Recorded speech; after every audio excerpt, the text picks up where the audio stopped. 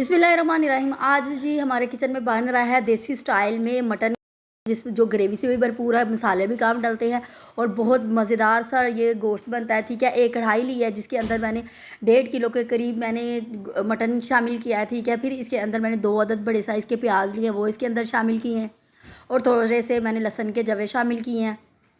फिर इसके अंदर 2 अदद मैं टमाटर शामिल करूँगी।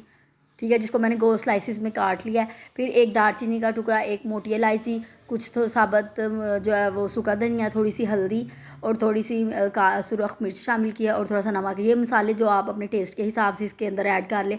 ठीक है, थोड़ा सा पानी डाल के तो हम इसको तकरीबन 45 मिनट के लिए हम इसको रख देंगे हल्की आंच पे, ताकि हमारा गोश्त गल जाए। हम प्रेशर के बगैर बना रहे हैं। ठीक है, तो प्रेशर कुकर में तो तकरीबन 20 मिनट में ये गोश्त गल जाता है, लेकिन अगर आप कढ़ाई में बनाते तो 45 मिनट तो मस्ट है के लगते हैं।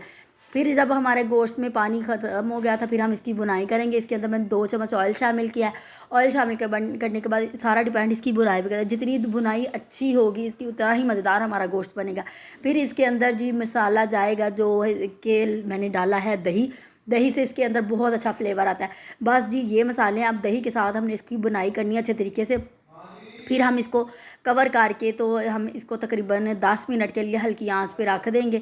तो फिर देखें हमारा गोश्त जो है कितना मज़ेदार सा ये तैयार होता है, नरम नरम नरम सा। ये जी हमारा गोश्त डन है, रेडी है। अब हम इसको सर्व करेंगे और ये आप इसकी ग्रेवी चेक करेंगे, इतनी मज़ा। और देखिए आप कोई एक्स्ट्रा मसाले डालने की ज़रूरत है, इसी तरह इतना मज़ेदार ये गोश्त बनता है, ग्रेवी से भरपूर है।